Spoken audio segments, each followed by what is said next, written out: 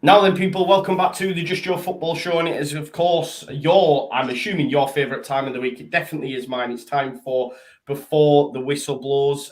Just from my own standpoint, been very busy. I haven't put anything out since the Watford game, so apologies for that. I'm getting a few people on Twitter saying you need to bring back daily leads, etc. But I'm a busy guy at the minute, so I will try to get around to putting some more content out. But like I say, it's the international break, and we've got Before the Whistle Blows as well. And on today's episode, what we're going to do is put together our team of the season so far. I've got the regulars, Corey and Lops, with us. No Oscar tonight. We've got Matt replacing him. I will come to the lads in just a sec. It turns out Oscar is not with us. I think he's now a Newcastle fan. He seems to have been pictured outside St. James's Park. So he's done his dirty already and decided to jump ship. So yeah, no, Oscar's working with his dad on the old legend interviewing scene. I think he's been doing some work at the club as well, so big shout out for Oscar for doing that. Corey, how we doing, mate? International break. Who did you have last time out? You got beat, right? Brentford, wasn't it? You knew, man. You knew we got beat. But then it came to me as I asked you. Oh, yeah. I was trying to keep quiet. Yeah, we got beat. I mean, it's mad, isn't it? Like, obviously, we lost in nearly the last minute against Manchester United. Got a win against you lot in the last minute, and then lost again in the last minute. So it's horrible, mate. It's horrible. And I've done a video on it, and it was like a 10, 15-minute video just trying to break it down, because you get these games every season where you go, hang on a minute, like maybe we need to tweak something, maybe we need to do something. And credit Brentford, I'm sure you lot, when you play them, they're a fantastic team. They did a bit of a job on us, to be fair, and I think they'll do it to quite a few. Yeah, I was going to ask you, because I've not actually seen them this season, really, mate, if I'm honest. I've not really, apart from that opening game against Arsenal. Are they a team, to be fair? Are they going to do a Leeds? Do you think they'll push top 10 this season? Well, I had them to finish kind of mid-table. I can definitely see them pushing that. They've got a really good way about them where they can be direct, they can mix it up, they can play football. They just really did a job on us. And the thing that Frank does incredibly well is he identifies weaknesses. West Ham can't really play out well from the back, and we want to be a possession-based side, or at least build up the play. And he just nullified us. Literally, he had Tony, he had Mbeumo, put them on Zuma and Ogbonna, couldn't play out. So, and Arsenal, Ben White, again, exactly the same with Tony on him. So, again, I think he'll do it to quite a few teams. I'm interested, because I think they could get found out eventually, but it will take teams a while to do it, because Frank is so good at tweaking. Can't stand him, mate. I know, yeah, I get it, mate. I will say one thing as well. Horrible team. Horrible. Yeah. They'll play for everything. I won't say they dive, but they'll try and win cheeky little fouls here and there. Horrible. But credit to them, when you come up from the Championship, you need a little bit of that. So if I were them and I was doing it to Brentford and they'd been in the league for as long as West Ham, I'd go fair play, got the win. So yeah, honestly can't stand it. Obviously, we've got quite a recent history with them challenging to get in promotion. They had Dean Smith, and we couldn't stand him. And then they got Thomas Frank, and he's just as worse. And yeah, but they are a good side. Can't fault that. Obviously, when Ben Rama played for him in the Championship as well, that player that you've just met, they've been an horrible side. He was their star man. He was their most horrible player. Now he's at your side, and I bet, well, you love him, don't you? There you go. So we love Benny, man. We love Benny. Yeah. Locks, how have you been, mate? Were you here on the last show? I forget. No, mate. I was on my way to Poland, mate, for the Warsaw game. How was that? I did not see that game, bro. Pretty much like all the Leicester games this season. Yeah, it was. It weren't great, mate. I don't remember much of it, luckily. But yeah, it's fish balls. Yeah, mate. It's just dross at the minute, mate. It's not good. Completely different. I seen a tweet as well where you said where one poor manager signing from relegation. Like, it's something along those lines. I could have worded it a little bit better. A relegation fight, mate. Yeah, I mean, you look after we won the league. I know our squad was nowhere near as good as it is now then, but we had Craig Shakespeare, the former assistant, and he did okay. And then we bring in a permanent manager, Puel, and I mean, similar football to what we're playing now, really, at the minute. I mean, early days under Rodgers, even last season, it's good attacking football, but when we're not really firing, it just. Mate, it's the back passes, the side. You can't break teams down, and that's what it is at the minute. So, luckily, we have still the main man up top for us, bringing out the goals from from left, right, and centre. Still, don't know how he's still doing it, mate, at the age of 34. But look, may long it continue, to be fair. So we just got to try and turn things around, in terms of the rest of the pitch. And we'll talk about Newcastle shortly, but could Brendan Rodgers be an option for them? I know he's not in the running currently, but you never know, do you? You just never know. We've got Matt with us from the Tottenham blog. We've not had you on really since the Kane saga, and then and now your season's gone to pot, mate. What's how's things with you, mate? Well, that's a loaded question. No, I'm all good. I mean, look, we won last week, so we're a bit settled at the moment, but we know that may not last too long. But I'm glad to be back on here with you, Joe, and with the lads as well. So we'll leave it at that. Good. We're glad to have you back as well. It's great to have you, Matt. Great. He's got great knowledge, as Matt. He brings the level up. You know, Corey's got fantastic knowledge, and then when Matt comes, the level goes up. I think me and Locks just guess half of the time, don't we? Yeah, man. Man. Yeah. Just while we're on as well, and I totally forgot, Corey. Locks, I'm assuming you ought to watch the show back. You should do, but I'm assuming you haven't. We made some wild predictions for you last week on the Predictor. What we did is we had people in the comments make your predictions. So, for example, you had Everton to beat Manchester United 9-0. There were some wild predictions, right? But you got the most points. Oh no! Why, man? So as you can see, I've had an absolute nightmare. I got -12. So I don't know how that's happened. Corey got 6. I got the Tottenham one right. Unbelievable. 10. How is that? With all their mad predictions, he ended up getting the most, which has then put him at the top. And I'm -1. Oh, Joe. I know, right? I started so well, Matt, and then I just, like last week, I've had an absolute nightmare. I couldn't believe it when I opened it up today. -12, you know. I love that, mate. That is class. Yeah. So which ones came true? Leeds, Watford 1-0. Let's have a look. You got Chelsea 3. Oh, hang on. Are they right? Did we have 3-0? They should have been wilder than this. I think he's got the scores wrong, surely. Oh, no, look, you had Crystal Palace 3-0 against Leicester.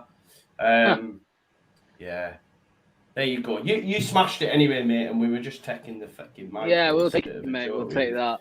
Yeah. Let's talk about, obviously, the news breaking out before we do our team of the season. Newcastle United being bought by the Saudis, making them probably the richest club in the world. Is it? Would it be in the world, or is it just in the Premier League? Mate, they're absolutely minted, aren't they? Yeah. It's unreal. What are your thoughts on it, Corey? Because obviously, what I found mad, right? Like, I didn't look. I've not took too much interest into it while it was all going on. But it's obviously over this beIN Sports and over illegal streaming of the Premier League or whatever. This has now been resolved, so the Premier League have gone, yeah, you're good to go, and then just totally forgetting about the fact that they flog people in the streets. They, all this sort of stuff seems secondary as long as they're not streaming Premier League in their country, which is a madness. But taking that out of it, I know, like, look, you see Newcastle fans, but we've got our club back, etc. And I get all that, but it's a little bit dirty, really. Like, that might sound salty, but there's a second bit. But I get there is. But did you see as well that clown on Twitter say that if you're not a Newcastle United fan, you will never understand the pain that we've been through? Don't even. I know, mate. Right. The lowest they ever went under Ashley was the Championship, and they got promoted back the exact same season. We were in League One. West Ham have had their woes. Leicester were in League One with us for a period of time before they got that boom. You've got like clubs like Bury and that going out of business, not even being here anymore. Yet Newcastle fans, they think they've had the worst time. But overall, mate, what's your I know I've loaded that loads there. I've sent you there. But what are your just overriding thoughts on that, mate? I've got to be honest. having a really toxic board like we do, and they have suffered. Let's be honest, they have suffered. I know we all have in certain ways, but I don't begrudge them it. I wish it was us. I really, really do. I mean, the thing is, it's just from what I understand, it's a completely different level of wealth than what anyone can really anticipate. So it elevates them, but I think, slightly misguided in terms of we've got our club back. Again, they've been taken over by someone that I'm not sure is the heart of Newcastle, but they've got their club back in terms of ambition. They're not just sort of floating around in the Premier League anymore. They've got things to be excited about. It's going to be mad. It's going to be mad. I think the sort of things that are coming out at the minute is we want to build it in the right way. So how long that will last when you get to January and you think, hang on a minute, we're looking around and you've got John Joe Shelby and Isaac Hayden and players like that. You've got to really elevate the level. The big thing for me would be now, obviously Brucey for me is out the door. Who do they bring in? Because I think with that amount, essentially with that blank canvas, with the amount of money any manager in the world, and people laugh at Newcastle when you see Conte linked.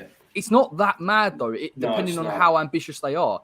And Conte would be, I mean, if you could pull that off, would be unbelievable. And he's that type of manager where if you give him a blank checklist and you say, go and get who you want, he'll go and you'll elevate straight away. So, unfortunately, it's not even about where they're at now, Corey. It's like you say, innit, mate? If they say to him, look, come in now, January, you've got, I don't know, 200 mil. I don't know how it, do you know what I mean? Well, yeah, I mean, obviously you've got FFP, how much that actually exists anymore, I really don't know. I'm sure there's loopholes, but the problem is, and when you look at West Ham, Spurs, Leicester, now all of a sudden we've got this club where they can go and sign really whoever they want. And even if they can't sign the top bracket yet, imagine they just turn around and say, I'll pay 20 million for Lingard, even if he's out of contract, or I'll pay 15 mil. And their club will elevate and the playing staff will. And then all of a sudden, now we've got a Prem where it's very hard to get into one of those European spots. But I can't begrudge them, mate. They've had an awful time with their owners. And listen, if it happened to any of us, we would have been we'd been absolutely buzzing, man.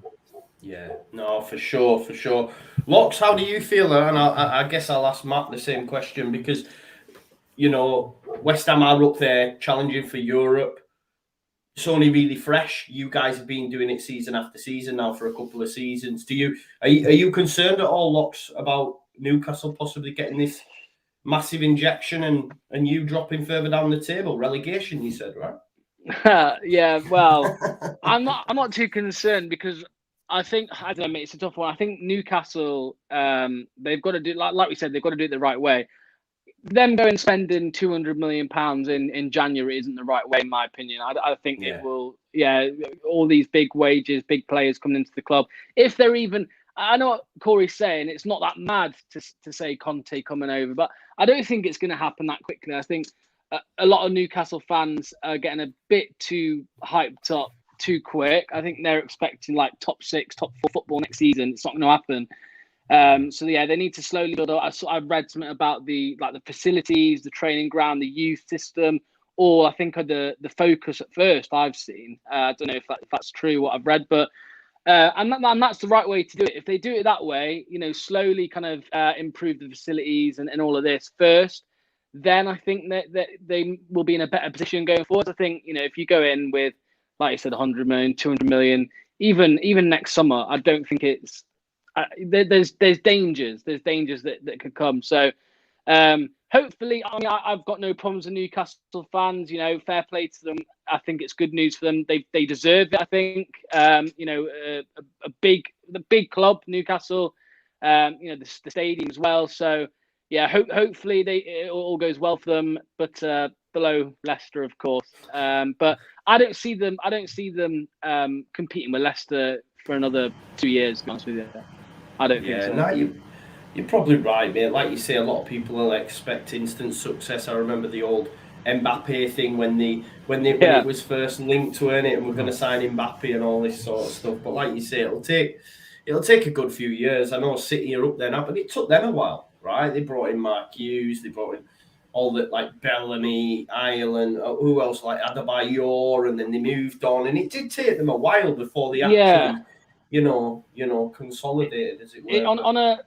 On a smaller scale, with Leicester, when we got taken over, I think it was 2010 or 2011. I can't remember exact year, but we came in and we bought a load of players. We brought the successful ones were bought as well in that period, like Schmeichel, Wes Morgan. I think obviously they were bought and they were the right decisions. But yeah, we brought in a load of others like Darius Vassell, a player called Gelson Fernandez, a couple others, Matt Mills. Big money for a championship club back then, and we spent three years without really kind of pushing on where we already were. So, and then you make the shrewd signings and the signings that really improve the squad, and then obviously look what's happened. So, yeah, as I said, Matt, I think if they do it the right way, the Newcastle fans are going to have decades of success, mate. If I'm honest, but it's going to take time, and they can't rush and expect too much. No, I think the thing is as well with Newcastle fans, they believe they're a Champions League club anyway.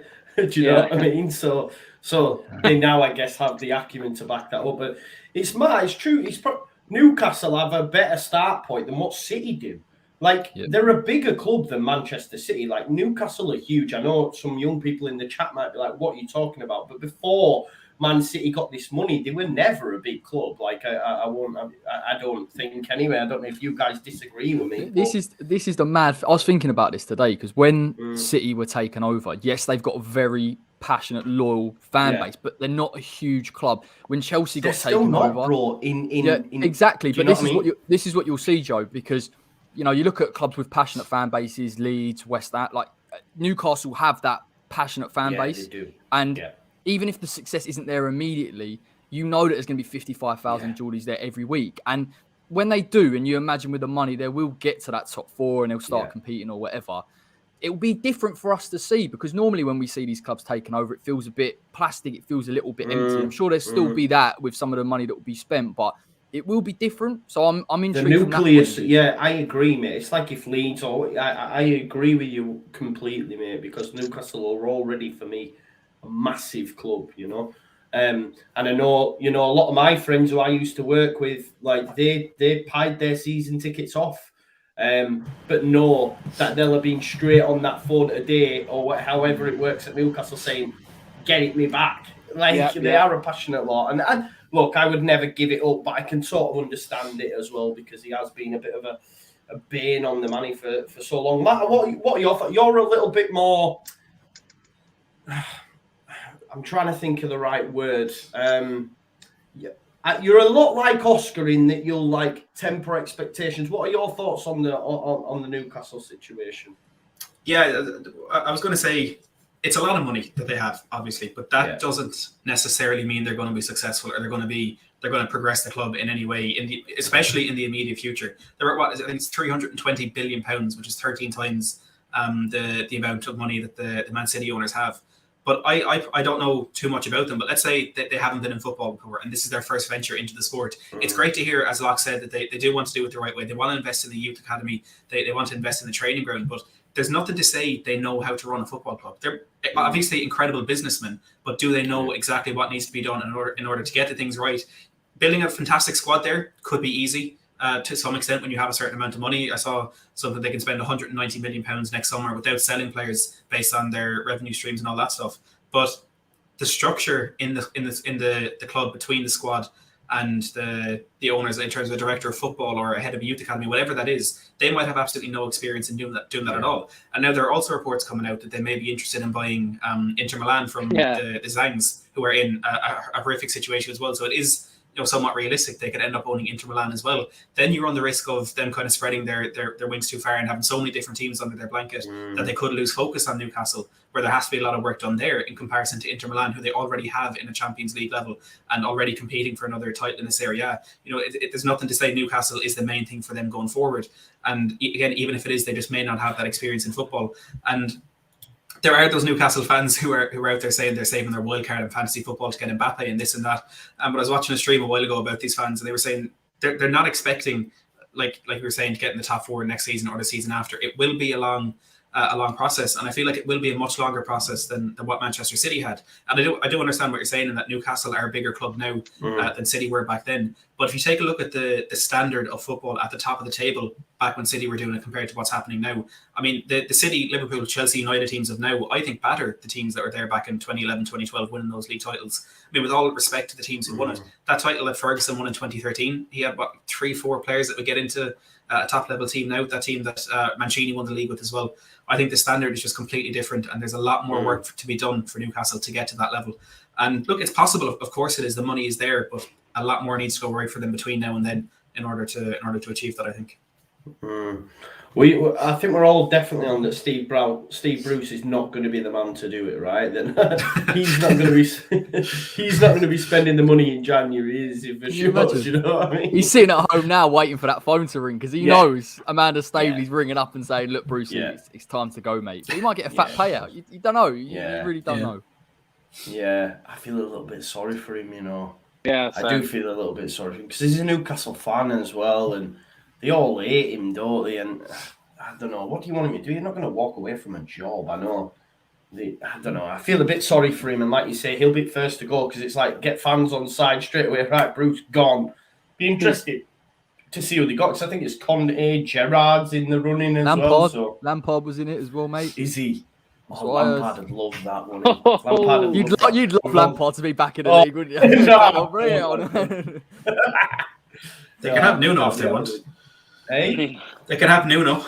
Nuno, yeah. They'll get Poch. I'll drive him. Keep him, mate. Poch is in England today, actually. Interestingly. Gone away. There we go. Was all the Spurs fans think he's coming back? He's coming home. He is. Not now, but he is. Don't worry. Yeah, eventually. He'll be back. What? Do you want Nuno gone, Mix? I know there's been talk he might actually be on his way, yeah? God. Not yet. Not yet. I'm not convinced either way that he's right or wrong for the job. But Corey loves him as well. Corey says he's good, man. What a man. What a guy. I love it. Do you know what's actually quite sad is I thought he would sort of steady the ship, and then I watched that Arsenal game and I thought, oh no, because there's an expectation that he has to play a certain way at Spurs and he can't quite do it. And I was like, it won't work like this. Like it just won't work like this. So, but you won on Sunday, mate. So, you know, hopefully he stays in his job for a little bit longer, and so does our better as well. We just keep going along. Do you know what our next game is? We're going to St James's Park. Oh, is it? Off to Newcastle. Yeah. If there's such thing as a new owner bounce. Oh, you made it. They'll fancy that. We're getting battered. You never know, man. The crowd will be up for that. That's for sure. Because they were terrible when we went there away. I'm not going to lie, they were pretty terrible. The only time we heard them was when they'd scored, you know, genuinely, and then that was it. And normally you expect better from being there, but there was talk of a protest and everything. There was in the lead up to the game. There was stuff on Twitter saying, this will send shockwaves around the world with a protest. We got to the ground, and genuinely, it was paper aeroplanes. And they didn't even make it to pitch. And it was like, oh my God. Anyway, there you go. Right, let's get on to the main reason for today's show. I asked each of the lads to create a best 11 of the season so far. Oscar sent me his over as well, so we'll go through his. I've got mine.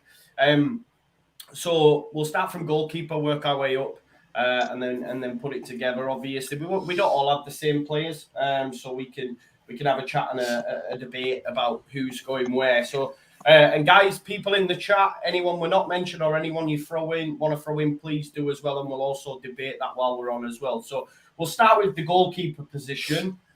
Who wants to kick us off? Look, I've gone for... I had to get a Leeds player in, right? And I haven't managed to get them in anywhere else. So this is my Leeds pick. It's Ilia Mellier. Look, I think he's a fantastic goalkeeper. He's made the most saves this season. Whether or not that's a good thing, I don't know. It's probably more a slant on the defence, but he is a fantastic goalkeeper. But yeah, he was my pick. Who have you gone for, Corey? Take it away, mate, goalkeeper. I've gone for Mendy. I think initially I thought about De Gea because he's improved and he saved the penalty from Nobe. So maybe in my head I kind of bigged it up. But I actually started to look at the clean sheets and thought, I'm not quite sure. Mendy for me is a hugely underrated keeper in this league. Like the money they brought him in for, he gets the fundamentals right. But even when Chelsea can play the higher line, just the way he anticipates, people will dig him out because, again, he's not quite an Edison or an Alisson in terms of distribution, but generally speaking, I just don't think he puts too much of a foot wrong. And again, he's kind of a mainstay in that side now. Yeah. I know Oscar, I'm just looking at his, he originally had Mendy, but then he went, no, actually, F it, swap Mendy for Mellier. So we've got 2 for Mellier, so we might just get him in, yeah. I know Lucy Chappell, she's a Leeds fan, she's gone for Mellier, but a lot have gone for De Gea and Mendy. Go on, Locks, who have you got in goalkeeper, mate? Oh yeah, I was tempted by De Gea. I've gone Mendy as well, though. I know you just said obviously Mellier's got the most saves this season. Mendy's got the most. I'm sure I read inside the top 6. The top 6. Yeah. He's got the most. The league within a league, the one that counts. Is that what you're saying? Yeah. I think he's got the highest save percentage as well. So yeah, he's top keeper. I know he's got obviously a good defense, in front of him, great defense. But yeah, I can't look past him, mate. So he's going in for me. Cool. And Matt, have you got any advances on Mendy? No, you wouldn't catch me choosing a Chelsea player. So I will go with kind of for a similar reason to why you have Mellier. I've put Hugo Lloris in there. Come on. Hold on. Listen. Matt's told me he's managed to get 2 Spurs players in. I don't know how he's managed that. I'll allow you to get Lloris out. If you don't take the next Spurs player, I'm leaving the stream straight away. But I got Hugo Lloris right. Second most saves in the Premier League. So if you're using that stat, Joe, I think I get a good shout on that. Spurs are useless, right? Spurs are absolutely awful. The only reason we are in any sort of decent situation, we're 2 points off the top 4, is because of individual performances within the team that have managed to drag us through games. That first 3 games of the season, we would not have won any of them if it wasn't for Hugo Lloris. After the first 3, we faced the most shots on target from any team. 18 shots we faced per game, and the reason the majority of them stayed out was Hugo Lloris. His distribution has improved a lot this season. I do think that's a lot to do with the competition he's getting from Galini, but he's part of the reason we're anywhere near a European race right now. I think he's been extremely underrated his whole time through Spurs, but this season he's been crucial to us. Is anyone having Lloris? No, not a chance. Just get your West Ham fan, Corey. No, it's not. No, it's not. I'll give him his props if he has some. I think he's declined probably over the past maybe 2 years, and maybe he has improved in terms of form, so I can't take that away from him. But I just think at the minute, Mendy, I can't see a keeper out there really. I suppose even in these early stages that's performed better than him. Mellier is actually quite a good shout, if I'm honest. Yeah. Like some of the saves he pulled off against West Ham was superb. And he's only 20, 21 or something? Yeah, 21, yeah. 21. He'll be a crazy keeper, mate. A couple of years' time, he'll be an unbelievable keeper. Amazing keeper. What I am going to do, right, I do think Mendy's been great, but with this being a heavy Leeds... He knows they're not getting in anywhere else, so he's clever. Yeah, exactly. Very good. I like it. I'll give it you. So, and Oscar went for him as well, and there's a lot of love in the chat for Mellier. I don't know why. Oh, what is that now? Yeah. So Can I ask you a question, Joe? Go on. How many international appearances does Mellier have? So he's only just made the under 21 main goalkeeper. So who's the starting keeper for France? Who's the best? Yeah, French we know goalkeeper? who it is. Yeah. Oh, come on! When he captain, it is. That means shit, man. We're going to go with Mellier. We're going with Mellier, right? Ilian it is. Yeah, I'm going to appease the fact. When I have to post this out on social media, if there's not one, people will go mad. Rafinha's not in there, but I just think there's so many better out there this season. They will. I know what Leeds fans are like, but Mellier, we've got him in. Right, let's go left back. Like I said, I struggled with my fullbacks. I'm not going to lie, and I had to take a little bit of. You shared your teams with me, so I was like, "Oh, I'll have a little look at their team and see who they've got." Right, yeah, that makes sense. I'll stick him in, but I know he's not traditionally a right back, but I did go for Cancelo in at left back for what he's done at City this season. That would be my picking at left back. Matt, who've you gone? Danny Rose, maybe at Watford? Who have you gone for? Come on, I've gone with João Cancelo, who I think has been a fantastic player for City this season and all the way through. I mean, he's a very good defender, of course. I've kind of been shifted a bit out of position by Walker, but he's just so important for City in that role. Defensively as that left back, and then when they attack, kind of playing in that double pivot with it's usually Roger in the middle of the park. His stats this season as well have been incredibly both defensively and offensively. So I think he definitely deserves to be in the shout anyway. Yeah, Cancelo always goes in my bet builders for any time goals as well. He's got a right strike on him as well, for sure. I haven't actually seen Matt's team, so So I didn't actually get. I haven't. Who did I get? Cancelo from. Yeah, I'm sharing other people's teams here. I'm not saying. Locks, who have you gone with at left back, mate? Yeah, mate, Cancelo as well. It's quality, mate. Absolutely quality going forward. Reading the game as well. I think he's got the most dribbles and progressive passes from a defender. I think I read. So yeah, for me, he has to go in, mate. I mean, obviously Mendy not playing for them. Not like you would over Cancelo anyway. So yeah, he has to go in there for me. Yeah, definitely. And I know Oscar's gone for Alonso as well. I'm just having a look. Dylan Howard said as well, Alonso has been class at Chelsea so far. Corey, who was your pick, mate? I don't know how we want to play this because I do have Cancelo, but I put him at right back, so I'll speak for him anyway. Honestly, he's a fantastic player. Like what he does in that Manchester City side, where last season or the season before last, you see how Manchester City was sometimes picked off on the counter. He just plays that nice little inverted position. When he gets in the final third, his passing's unbelievable as well. Like the vision for right back, left back, so versatile. And I think City as well. We haven't really seen Kyle Walker and Cancelo play together, and now we're starting to see that, and it feels like there's a better balance going forward anyway. So, yeah, he's got to be in the team, whether it's right back or left back for me. So we'll put Cancelo in, but who did you make an argument for in your original side? Alonso, I think he's been superb. I think Tuchel gets the best out of him in terms of that wing-back system. I think Chelsea struggle when they can't get their wing-backs forward. And Alonso, I even watched him for Spain the other night as well. He's essentially a winger now, isn't he, really? He's got brilliant delivery, good dribbling. Again, he's just effective. Like, you look at him as a player and you're like, what actually is he? Like, I don't really know. Like, you see his pass and he's played for Bolton and Sunderland and all this, but he's incredibly effective for what he does. And he's nicking goals here and there, and he's just helping that Chelsea side out. So that's who I plucked for initially. For sure. And Mohamed Smith as well. I think he makes a great shout. I think Cucurella at Brighton has been a fantastic signing for them. And he, whether or not he'll be in the team of the season by the end, but he's been a fantastic acquisition for Brighton as well, to be fair. So definitely one to watch out longer term. Let's do right back now then, guys. So you had Cancelo, Corey. Matt, who have you gone in for at right back, mate? I have Trent Alexander-Arnold. I think had a difficult season last year, even more difficult when he missed out in the Euro squad, whether he was actually injured or not. I'm sure you lads will have had that discussion already. But he's come back really strong for Liverpool this season and has been, as he always is, really important for them going forward. I know there was some stats when he came off, was he on the bench the week before last, and there were most chances created, most balls into the box, most this, most that for defenders and for Liverpool. I think he just is almost the epitome of what a modern day fullback should be. And I hate Liverpool, so it hurts me to say that, but he's incredible. Yeah, he was the reason I went in there. I remember the graphic as well in the City-Liverpool game, and it shot to him on the bench, and it was just first, wasn't it, for everything.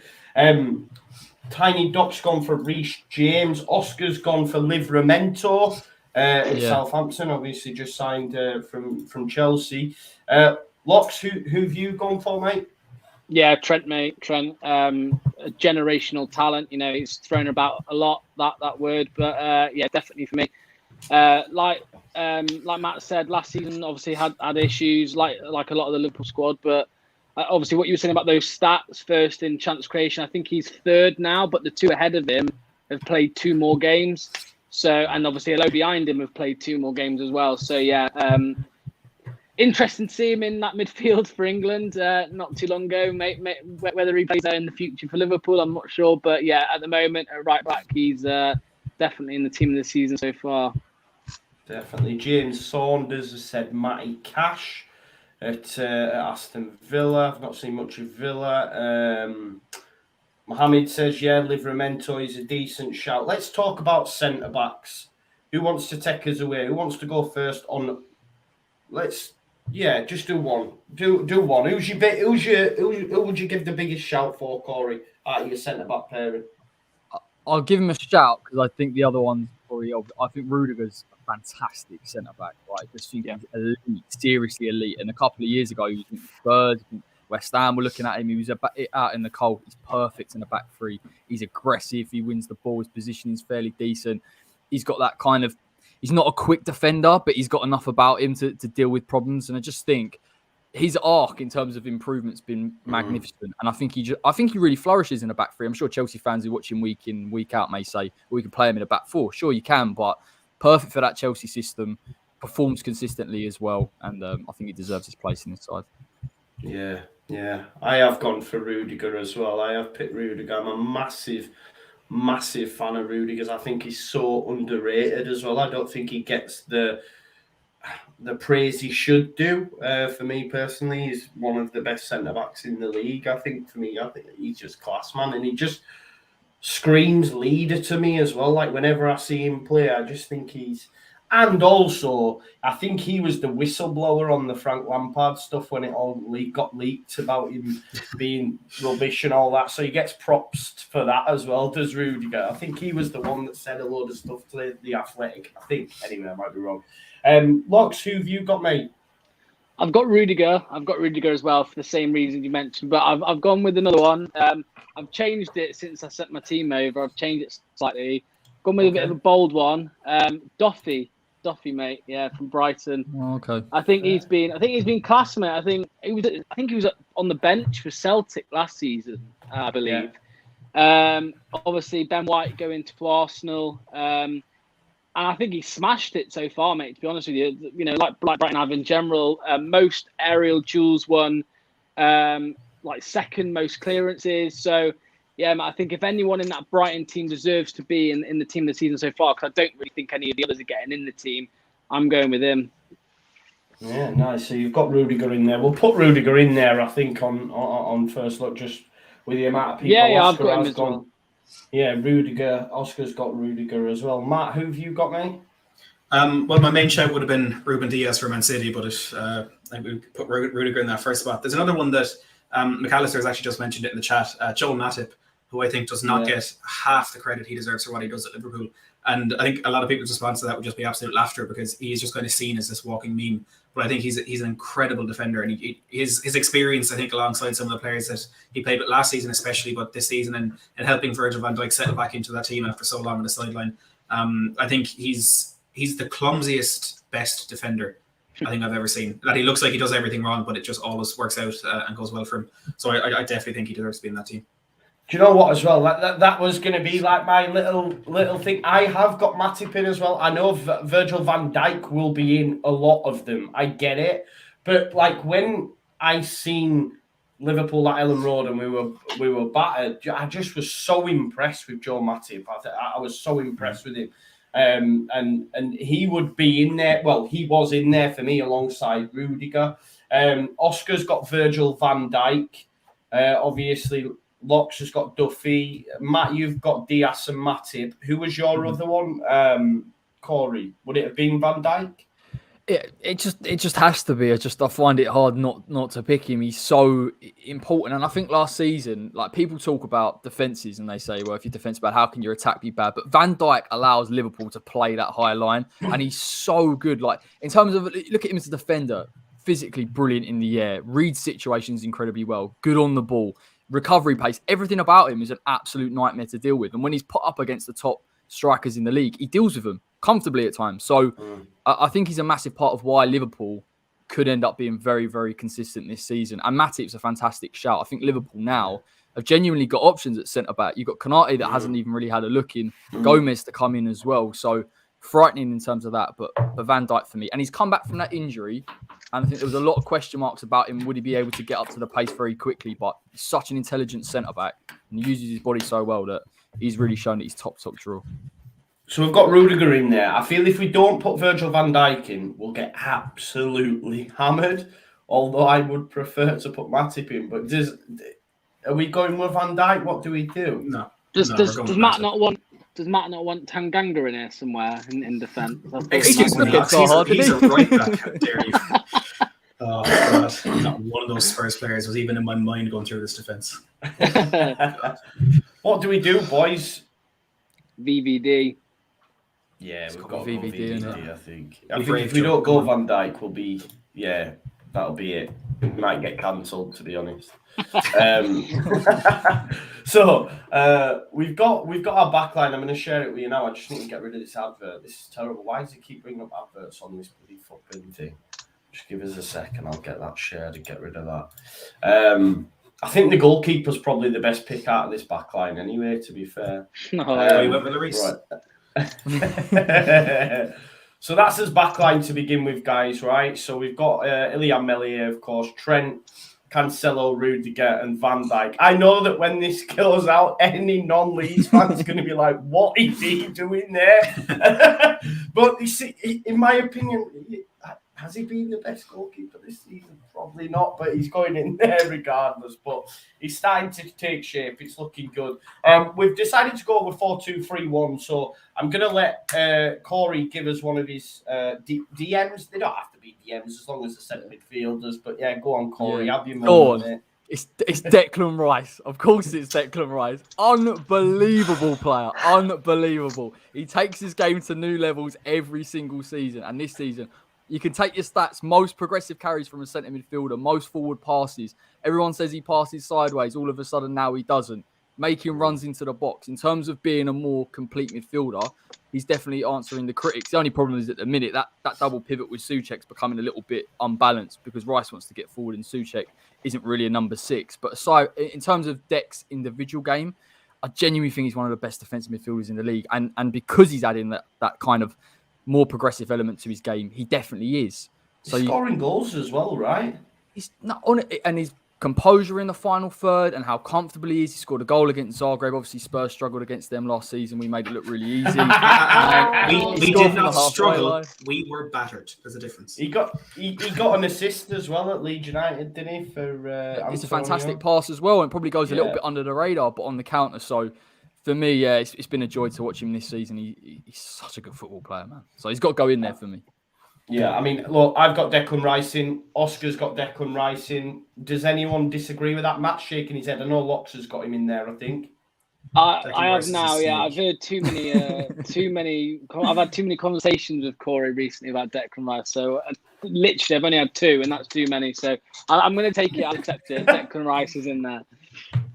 You're shaking your head. You're shaking your head, Matt. Talk to me. No, he's a snake. That's all that needs to be said. No, that's all that needs to be said. He's a snake. That's it. I had Fabinho, but it's fine. Yeah. It's fine. Yeah. It must be horrible for you, Matt, isn't it? He's gone from Ireland to England and he's a West Ham player. Everything about him must just get on your nerves, but yeah, it does. Unreal. Yeah, I hate Baller, him. mate. I hate him a lot. No, he's not, is he? No, so did you have Declan Rice in yours, Matt? I did not, Joe, believe it or not. I had Fabinho in that role, who I think has been very solid for Liverpool as well this season, but I'll let you have this one. Yeah, so we have had a few shouts for that dude from Brighton as well, which I think we'll skip over him. I don't think we can be putting him in this side. He'll be playing in the black and white, I think, soon.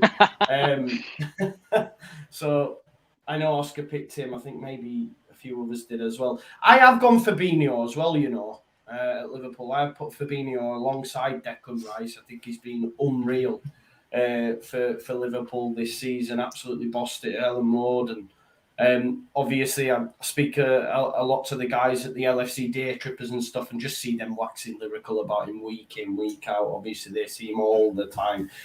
So I have stuck him in there. Who have you gone with, Matt? We have gone with Rice in here, but I know you've gone with Fabinho. Who else was in there? This one was actually a really tough shout because I wanted to go with one of the lads from Brentford, and it was between Vitaly Arnold and Christian Norgard. But I went with Norgard just because I feel you have to have a Brentford player in there with the way they've started the season, and it's not just the results that they've been having, but the kind of bravery they've had in the games they've played against Arsenal on the opening day of the season, against Liverpool as well recently. I think they have been absolutely immense, and I'm differently to these. I've learned a massive fan of Thomas Frank, and I think he puts a lot of trust in that midfield with the way they do play such attacking football, and those midfielders joining the attack sometimes, but as well they're just so hard and working back. And I think Christian Norgard has been absolutely sensational, and if I had to pick a Brentford player, it would be him.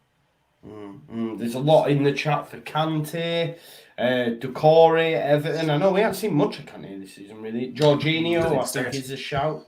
Rodri as well. I mean, that last-ditch challenge against Fabinho in that game was absolutely unbelievable, by the way. Locks, who have you got? Rice and who else was it, mate? Yeah, I was struggling between Fabinho. I've gone Decore, mate. In the end, I think he's been quality for them. I think at times you've seen him restricted, really, Decore, Everton, kind of defending. But yeah, mate. I mean, when he's bombing forward, kind of box to box, he's looking class, mate. He's really helping them out, especially on the counters. So yeah, I've gone with. I think they're a good partnership, Benitez and Decore, actually. So yeah, I'm going with them. Nice, Corey. Agree. Decore is a fantastic player. I've really rated him for a long, long time. Yeah. I think he had a spell under Ancelotti for a few games. I know they struggled, but it's that box-to-box ability, and you're seeing him getting goals and key assists. He's so well-rounded. How many Premier League midfields would look at him? Probably Spurs look at him and think, I tell you what, I'll take him 100% because of what he can do defensively, carrying the ball, final third. So, yeah, and I think he does deserve a lot of credit to Corey. I think he's a better player than people look at him and they think, I'm not sure, play for Watford, play for Everton. But, yeah, been brilliant this season and so integral, particularly on that counter with Damari Gray and Andros Townsend. The work that he did for that and the Townsend equaliser at Manchester United was really good, wasn't it? So I think we all sold on a midfield too then, Rice and Decore. Yeah, that's tasty, mate. That's a tasty double pivot, I'll tell you what. Yeah, it's decent. It's decent. Right, let's go to right mid. I'll be very, very shocked if we all haven't got the same player in this. Because for me, he's probably... Yeah, he's the best player in the world right now, would you say? Second best. Who's first? Yeah. Karim Benzema. Incredible season he's had. I put him ahead of Salah right now. Especially with the struggles Madrid have been having. Yeah, but I'm Salah in this team, though. Yeah, fair. Corey, have you gone Salah? He's just unbelievable, mate. He's so unbelievable. I think I was on a stream probably a couple of months ago where people were, I think, demeaning his ability in terms of his dribbling quality, which I think we all saw on Sunday. And they were saying that how can you almost, because he's not a good dribbler, you can't give him the credit for being a consistent goal scorer. And I just think when a player like that technically can get that amount of goals across X amount of seasons, and now it seems like that his level's gone even further. He's unbelievable, mate. He's absolutely different class. He'll go down as one of the best Premier League players. He just will, because of how he's come in and he hasn't really put a foot wrong. I haven't seen him dip once. Even when Liverpool struggled, you could argue he was still their biggest goal threat. So, yeah, that goal was tasty, mate, on Sunday. I've got to be honest. It was just ridiculous. Yeah, it was unreal. I don't know why, but we've got two Matts now. Hang on. There we go. I don't know what happened there, Matt, but we've got a Matt in the lobby and a Matt here right now. And now I'll have to move these around as well, because that's going to do my head in. Just before we go further, Luke Williams has said, this just in Sky News, the Public Investment Fund has just purchased the Just Joe football show. Thank you very much, mate. Hopefully they'll be sending me a lot more than $4.99 then, if that is the case, mate. I'm joking. Thank you very much for your support, Luke. You're an absolute legend, off and on Twitter and all this, man. You're a top guy. Thanks very much for your support. So we're all on Salah, right? Oh, yeah. Left wing, I struggled with, I'm not going to lie. I was thinking, right, who can I put in here? I seen one he is putting Damari, so I was like, do you know what? Townsend. I'm going to go with Townsend. But I know this guy's not going to get in, but I think he's had a fantastic start to the season at Everton, both him and Gray, to be fair to them. I laughed. I think it was on this very show, laughing at the business Everton had done, and they've both hit the ground running and really got going. Whether or not they can maintain it, we'll have to wait and see. But I've got a feeling Matt's pick might be playing off the left. We'll go to Matt. You've got your other Spurs player in the offing. Absolutely. Son, the same as Lloris, we've relied on individual performances. He won the game against City. He won the game against Watford. He won the game against Aston Villa.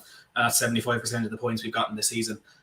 He's been incredible, and it's just what we've come to expect from him at this stage, and in a season where the main man up top has been, I don't know how to put it nicely, so I won't say anything, but Son has just been, he's the reason, along with Lloris and maybe one or two other players that we've looked over today.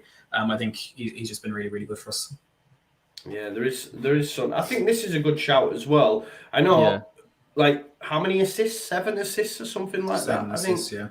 Admittedly, he got 4 of them against Leeds United, but still 7 assists is a huge return for only 7 games played. That is a big return. That's a decent shout. Josh says Wang Hee-chan as well, the new Wolves player as well.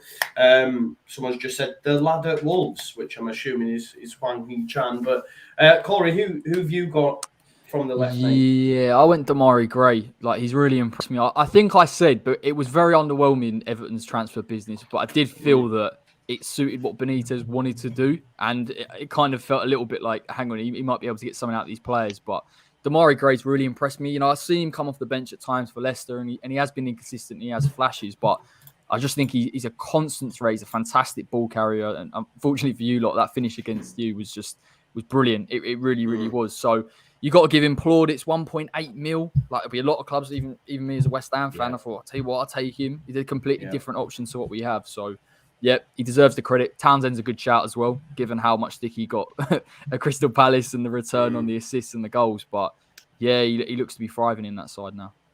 Definitely. And Locks, who've you gone for, mate?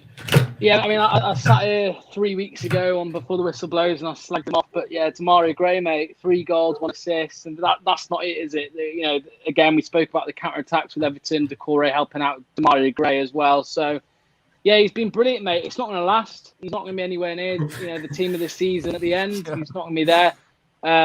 Maybe a couple more weeks, I reckon, and he'll be on the bench for Everton, I'm telling you. But so far, got to give him credit, mate. He's been really good. So, yeah, fair play. Oscar's gone with Damari Gray as well. So I think, I'm sorry, Matt, and this isn't just like, because I don't want to get my Spurs players in there. There's just, I mean, there's people in the chat there saying no Tottenham players should be in. I just looked at the table and we're above all you lot, so I don't know what's behave, mate. This is coming from the guys that won the league in October last year. I wouldn't expect anything less, man. I love that. I don't know what's... So I'm I just think telling you the truth, that's all. We're settled on Gray, aren't we? I think that's a great shout. Yeah, to be fair, Son probably gets overlooked a bit because of how brilliant he's been over 3-4. I don't even know how many years it is now, but I think this team deserves to be a team of players that have kind of shown like real glimpses that no one's expected. So I've got to give it a Gray, man. Yeah, that's fair. I think. Right, let's move into the 10, as it were. For me, right, I did have Bernardo Silva. Because I think he's been great this season. And obviously the performance against Liverpool was unreal. And then I seen in the chat, like, someone had said about my man, Conor Gallagher. And then I thought, how can I not get this guy in this side, or at least try to? Because he has been fantastic. Oh, he's unreal, mate. He's been an amazing acquisition for Crystal Palace, and one that I'm gutted that we didn't get over that. Oh, well, he chose Palace over us, basically. And I'm still gutted about that. But I think Bernardo Silva is probably a better shout. But I will give props to Conor Gallagher as well. But Corey, who have you got, mate? I got Benrahma in the 10. Right. Maybe slightly influenced by the fact that his improvement's been quite stark this season. But I think in terms of a goal and assist return, he has been consistent, if I'm honest. He's always in games. I think he always threatens. His movement off the ball in terms of the runs he's making now is important. Just feels like he's got more of a relationship with those attacking for us, really. And yeah, I'm intrigued to see with Benrahma because of the way that West Ham are playing. There is an emphasis on him being able to get the ball in the 10 position where he's effective. So I actually think there's longevity in how many assists and goals Benrahma can get. And I only think he'll improve. So I've got to stick up for him, and surely he got a lot of stick from West Ham fans. I was one of the guys that was like, just bear with him, and I'm happy to see him do well. Yeah, good. I don't know if he gets in here though. Team in the season so far, do you think? Who else are we talking? Let's hear what the others are saying about the number. Because the thing is with Silva played in the 8. Gallagher's more of an 8. So if there's any sort of natural 10s, then. All right, okay. This is what we're doing. Yeah, we're actually right. Okay, Matt. First of all, I can never talk about the best cams in the league and not mention Phil Foden, but I have got one Paul Pogba here. Because I know Foden missed the start of the season injured, but I don't think Pogba, we can even mention him for the defensive role because it's McFred always. And I don't quite fancy him out on the left, but like you mentioned, Joe, 7 assists this season, and it's been more than that. He's looking likely to sign the new contract at Man United. He never played this position for them because of Bruno, but I think he's I wouldn't say hit heights that he hasn't hit before, because he has, but he's doing it with a level of consistency that I don't think we've seen at United yet. And the fact that that's 7 games is probably more of a criticism of what he's been in the past more than a compliment of what he is now. But I think the 7 games in this season, he's been one of their best players for me. I think last season he got like 4 in total or something, didn't he? Or 3 or something like that. I think he got hardly nothing anyway. I remember him saying after the Leeds game he equalled or got more than he did the whole of last season, and he got 4 in that game, so it can't be a big number. Locks, who have you gone with, mate? Well, I did think of Pogba, but I didn't think it would be allowed because he's, because of the position. But if we're allowing it, then I'm going Pogba. I was tempted by Bernardo Silva, but I think, Pogba's hard to look past if we're allowing him in number 10. So a midfielder. It doesn't have to be like, sorry, that's my like 10. You know what I mean? That's like, I'll do it, mate, for Benny, you know. I had to do it for Benny, mate. Oscar went for Bernardo Silva as well. I think a lot of that maybe, though, Bernardo Silva has had a great performance, but I do think it's recency bias because of how good he was against Liverpool. Like, he really stood out. He has done well, like, don't get me wrong, and he looks back to what we're used to seeing, because obviously last season he wasn't used a lot and he wants to leave, all this sort of stuff, and now he's really been like, come on. Whether or not that'll keep being that way though, now that people are coming back from injury and stuff like that, I don't know, but he has been good. Are we going with Pogba?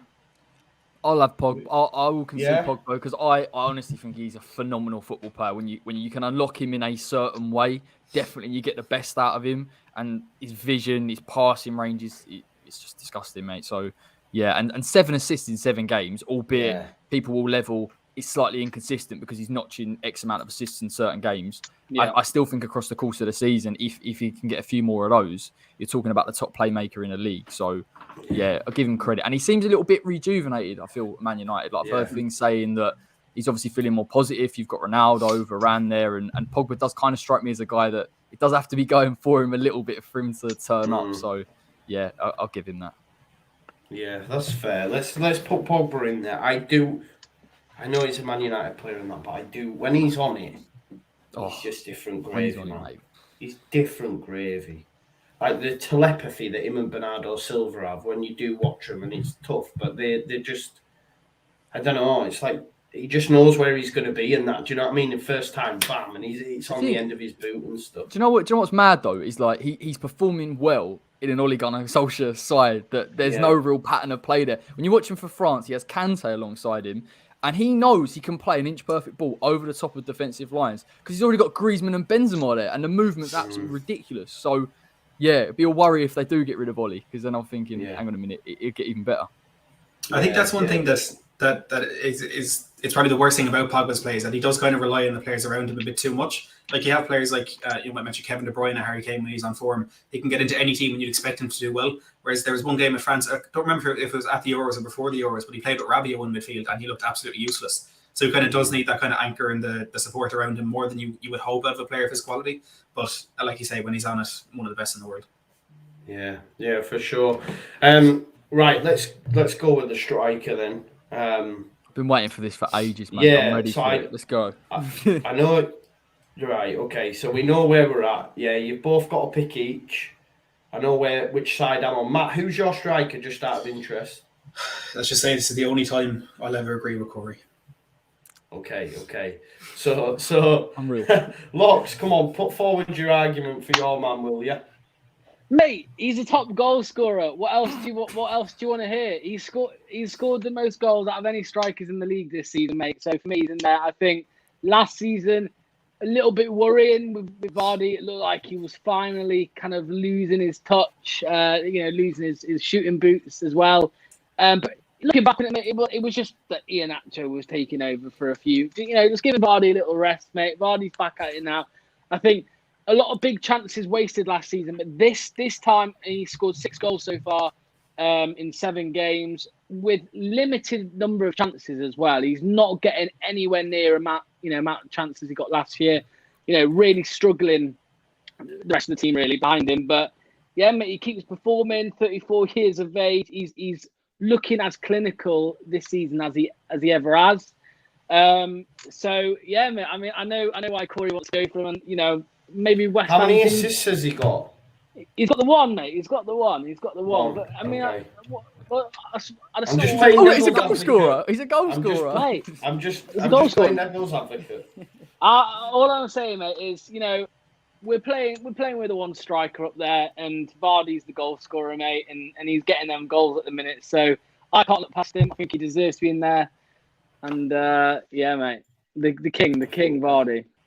I think this is a good result for Dylan. I don't get it. He's top goal scorer. Yeah, okay, bro. Okay, let's just break it down a little bit. So Antonio's got 5 goals, 1 less than Vardy. He's got 3 assists. He scored 1 in the Europa League. He creates, I think, 2 big chances a game. Or I think that's literally only just below Raul Jimenez. He's performed in Europe. He's an unbelievable number 9. You've seen he's clinical. We've seen it against Leeds. We've seen it against Newcastle. We've seen it against Leicester, Locks. We've seen him body Soyuncu. So he's not only a goal scorer, he's a creator. He can get in behind. He can hold the ball up. He's multifaceted. And to be honest, he's probably in his prime as a player. And I feel that he's developed so much more. Now he is just a focused number 9. Antonio's been a utility man for years. He's been right wing, left wing, right back.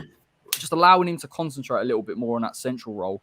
He's just thrived. And he's getting better as a finisher. So there's only one man, mate. There's only one man. Everyone's saying it, bro. He's just an unbelievable player. And he's in his peak. I worry a little bit after this season. It might start to decline, but enjoy him while he's here.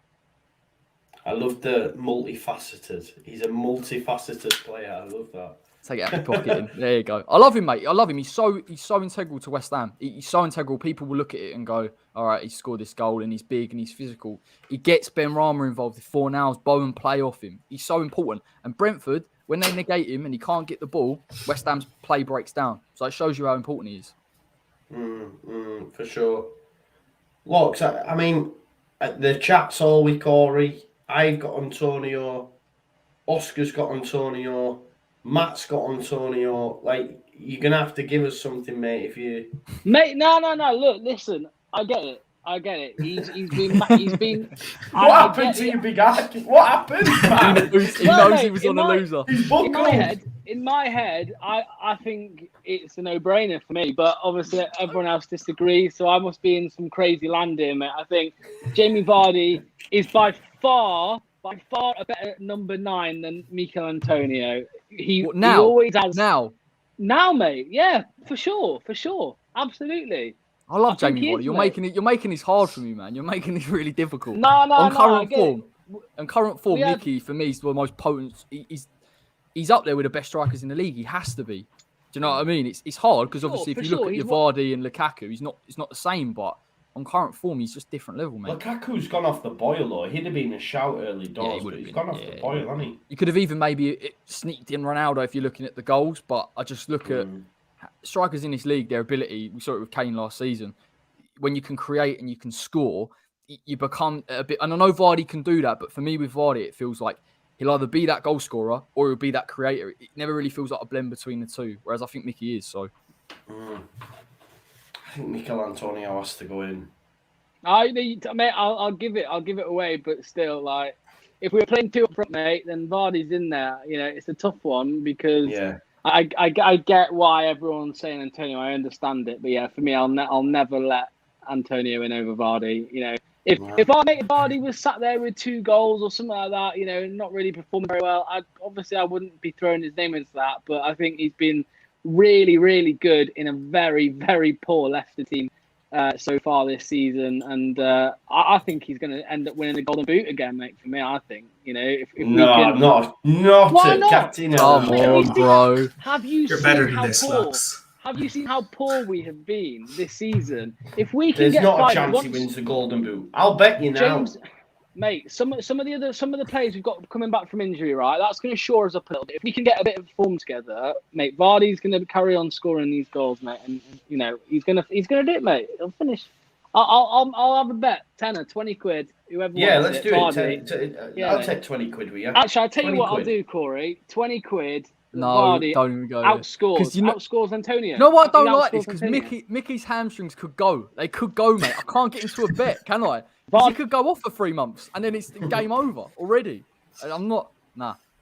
I think based on, of course, right, if this was the end of the season, Locks, and Vardy was the top scorer, of course there's a big shout for it, but I just think, I know we're only 7 games in, and just what Antonio's done in them 7 games in terms of creating and scoring goals, I think he stands out. But I get why you would shout Vardy 100%. Yeah, mate. 100%. I'll concede it. Yeah, Luke Williamson says, when you look at staying on the pitch, Vardy's heights above on Antonio. I think this is in reference to some Leeds fans that are convinced that Antonio should have been sent off, but he shouldn't have been sent off, in my opinion. Yellow card was the right decision. Thank you. No clue. Thank you. That's what I've said. I even conceded it. Have a yellow card. It was lazy, man. But people like it should have been sent off. I was like, if your player had been sent off for that, you would have been fuming. You would have been angry. No, you agree. You can't have that. No, I don't think he should have been sent off. Loads of people, like on the supporters bus on the way home, it was all like, he shouldn't have even been on the pitch. No, I know. It's like that, man. I feel it. I feel the anger. Like you've had that game, and it is what it is. But yeah, I look back at it, and I was like, I can't for the life of me see a red card. Like I just can't see it, man. Definitely not. Right, let's share this team then. Right, this is the final team that we've got. Right, is anyone take any real umbrage with it? Like, is anyone like, nah, definitely not? Grey over Sun doesn't sit right with me, but it's okay. It's because of the Grey FIFA for Sun. Yeah. I see it. Yeah. Am I going to get done for this advert on my screen? I might do, mightn't I? I think the only real one that probably some of you are thinking shouldn't be in there is my man Mellier, I'm assuming. But other than that, I think we're bob on. I think special mentions really for Joel Matip, I would say. Conor Gallagher in midfield as well, I think should get a shout and will get a shout. Fabinho. Yeah, Fabinho should get a shout. Who? Fabinho, mate. I agree with you. He's top class. Yeah, Fabinho. Son. Just because Matt's here. I think if Matt wasn't even... That's the problem, Joe. That's the problem. If I wasn't here, you wouldn't have mentioned him. No, I don't think we would have. No, we wouldn't have even thought about a Tottenham player. We would have been like, what? And like I said, above all you in the table, you've all got a player. It's all except Matt's. That's when Matt said to me, I've got 2 Spurs players. I was like, what? How have you done that? But cool, we'll get that shared on the social media. I think people disagree with the goalkeeper and the Fabinho not being in there. But other than that, I think we should be all right. Apart from Matt, who disagrees with Gray instead of Son. But do you know what? Go on. I'll let the Son thing sit if you take out Rice. Do one. Absolutely do one. even you know he's top draw, mate. You can't have that. Yeah. Just put Norgard in there. We'll all be fine. We'll all be happy. Can't be having Brentford. I know they've had a great start and that, but I can't get away with them, mate. I can't. They've got double your points, and you put Mellier in there. All right. What about as like a bit of a rogue shout, maybe for like again, obviously Mickey got it, but like an Ivan Toney. Like he really impressed me on Sunday as well. Like I know he's not quite getting the goals, but how important he is in the build-up. Like that's how Brentford essentially start their attack. So he's an interesting. I'd love to see him in the England team at some point. I'd like to see what we could do with him because he's absolute quality. Yeah, it's mad, isn't it, when you consider Newcastle had both him and Armstrong. Someone's just asked in the chat there, Harmony, who's the manager? Who would be your manager of the season so far? Do you know what? I think it's got to be Thomas Frank. Like, you're going to say Thomas Frank? I just think it has to be. Like the results he's got, done one on Arsenal, really. Liverpool result, he was top draw. West Ham, I'm telling you now, he did a job on us. So like when you come away from that, you're like, hang on a minute, they are a bit good. And I think they'll do it to loads of teams. I think he'll probably, if they keep it up, he'll be like a contender for manager of the season. As much as I don't like it, because I don't really like them. What about Potter? Someone's just said, Jay in the chat said Potter. It's a shout. Yeah, I really like Potter. I would take him at Leeds. Thomas Frank, anyone else want to throw anyone in the mix? Obviously, you've got Klopp, you've got Guardiola, etc. But Rafa's a good shout from Mark Campbell as well. I think Rafa's had a great start with Everton. Yeah. Nuno, he's done a good job at Spurs with limited resources. His star man don't want to be there no more. Wrap it up, we're done, Joe. Who are we going with, manager, Frank or Potter? You probably got to give it Frank on the points return, but Potter definitely deserves a shout. Just being up in the Premier League as well. I think that's fair. I will concede Thomas Frank. I will put him in there as well. Someone said Daniel Farker. Daniel Farker's a great shot. They got a point, didn't they? I'm so happy they got a point, right? Because I was convinced that Leeds United were going to give them the first points of the season. And now that they've got a point, that means that can't happen, which is fine. I can't believe how bad they are. I just can't get over it. Like normally they come up and they cause a few shocks and they'll have a few games. This time it just feels like there is absolutely nothing there. Nothing there at all, mate. Yeah. They're rubbish, man. I'm still convinced they'll beat us. I'll get something from us for sure. I'm putting together a little sub bench here, right? So I've got on there Maurice, just for Matt, Matip, Fabinho. Let's put Gallagher on there as well. And we'll put Vardy on there. Anyone else want to put anyone on there? I don't want to push my luck. Bernardo Silva. I know he's in the team. Yeah. Silva? Nah, he's not. Put Silva on there, do we reckon? Silva sub, yep. Silva as a sub. Bernardo Silva. And then I think if we finish that off with Vardy as well, and then everyone's happy, aren't they? We'll get that shared on the old socials. Thomas Frank, I'll get stick for that, from Leeds fans, but it is what it is. Got Mellier in there, mate. It's got to balance it out. Surely. Yeah, true. People would want Rice and Phillips as well. Phillips has had to pull out of the England squad as well. I'm gutted, mate. Yeah. Do you reckon Bellingham will go in there?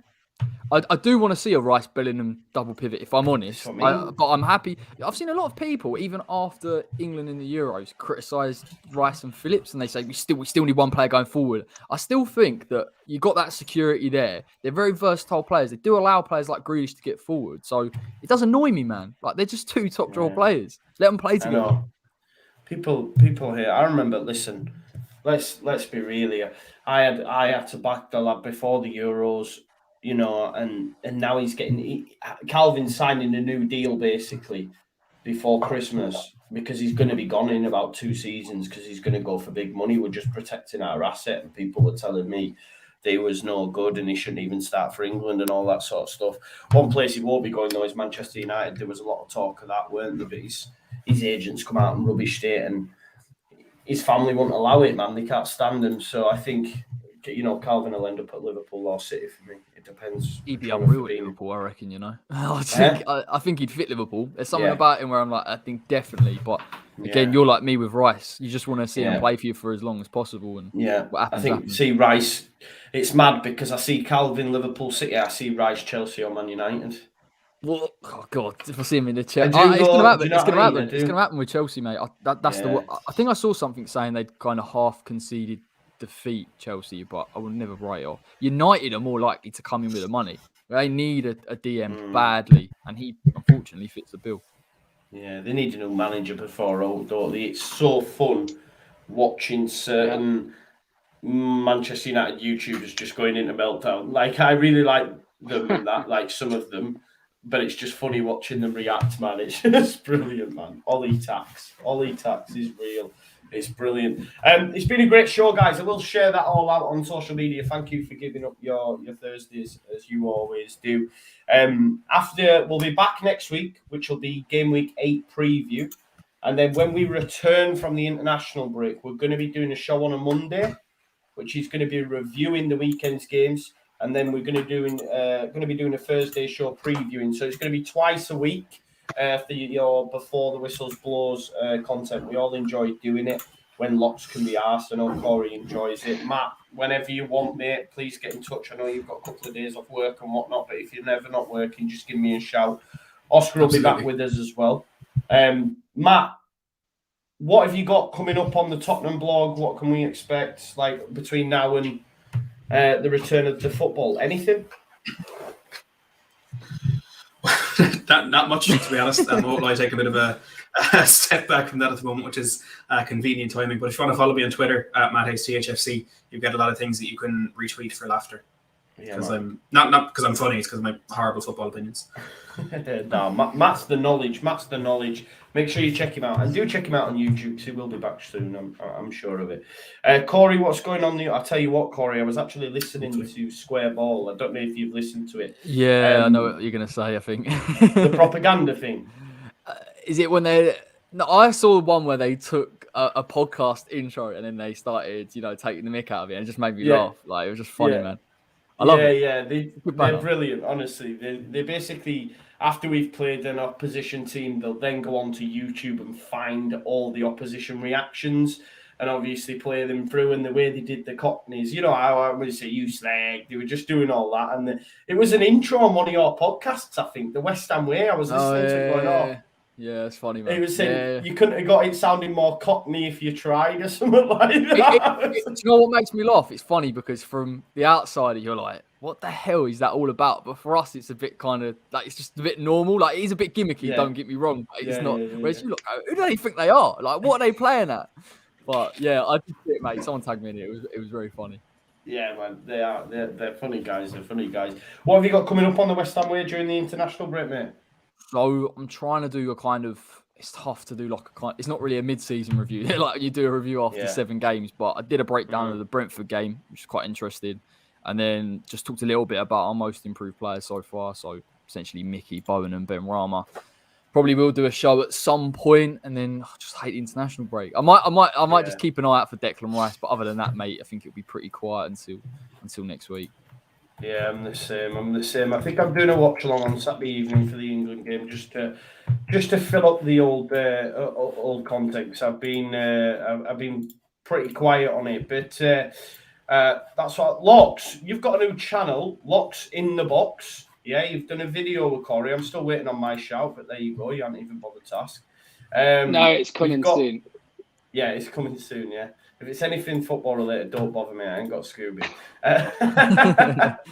You've done a brilliant video with Corey. I have put as well. I just realised, mate. I think it was either Rivalry Aside or Leicester City Fan TV as your thing in the description. I've just changed that. So guys, if you're watching still, if you are still with us, go in the description. Locks has a new channel called Locks in the Box. Make sure you check that out, and please do subscribe to his channel. But Locks, what have we got? Coming up on Locks. I love that name, Locks in the Box. thanks, that mate. Yeah, well, I'm on holiday tomorrow, so probably nothing coming next week. Where do you get the money for these holidays? You have like 4 a year. I don't drive, so that, mate, I go on holidays instead of learning how to drive, mate. So that saves a lot of money. But yeah, mate, so. Basically, the videos that I put on my channel are kind of the videos that you come across at 2 a.m. if you're just scrolling through YouTube, just random football-related stuff. So just keep a look on it every now and then and, put the subscriber bell on, and maybe a couple times a month you might get a notification that a video's come out. So I'm not too sure what's next coming out, but I'll definitely get Joe on for sure on the next one. So I'll let you know, mate, and we'll see what we can do. What did you? I've not watched it all yet, but what did you settle on your outside the top 6-11 that you put together? Oh yeah, we settled. We did good, didn't we, mate? We settled it. I just can't remember it, but I fought very hard for West Ham players. Very hard. Yeah, it was Emi Martinez, Vladimir Soufal, Wesley Fofana, Ogbonna, Cresswell. It sounds just like Leicester and West Ham. Oh, hang on. It is, isn't it? Give it time. Rafinha, Tillemans, Declan Rice, Harvey Barnes. Oh no, it sounds awful, doesn't it? It sounds terrible, man. Jamie Vardy and Miko Antonio. There we go. No, that is horrendous. I didn't think it was that bad, but we actually tried to fit other players in, and we were like, nah, we're right. So who was the two? Rafinha and who else? Emi Martinez. Yeah. What? Disgrace. But he gave me 4-4-2. So when you go down to the 2 centre midfield positions, like obviously if there was a 3, you'd have Calvin in there. Do you see what I mean? So it's kind of like getting that balance, really. You can't look past outside Tillemans of the and top Rice, 6, mate. I'd have Calvin and Rice in there all day, I think. I nearly tried to debate for St. Maximin, but I thought you'd have a head fit, Joe, so I thought I'd just drop it. Don't get me started on him, he's rubbish. He's going to be a world beater now when he's got Mbappe and Arnold. Right? Well, we'll see now the true thing of St. Maximin. If we go wild in the transfer market, because he'll have a lot more opportunities to score goals and whatnot. So we'll have to wait and see. Yeah, no, guys, thanks as always for a great show. Thank you to everyone that stuck around in the chat and for those that will be watching after the fact, because I know a lot of you do. Make sure you put in the comments whether or not you agree or disagree with our picks. Make sure you show love to Matt, Locks and Corey, their channels. The link's in the description. Join me on Saturday for a watch-along of England versus Andorra. I don't even know who we're playing, but there you go. Yeah, England, Andorra. And then, yeah, next week we'll be looking ahead to Wolves. Yeah, we've got Wolves. We've got Wolves, our second win of the season. We're going to win the next three. We've got Wolves, Southampton and Norwich. I'm expecting 9 points and we'll back up that table. Challenging for Europe, man. That's the plan. If it doesn't work, then, yeah, we might start talking about that relegation word again. But, yeah, nah, I'm not concerned. But thank you, as always, for watching. We're going to do that awkward bit now where we say bye. So, peace out.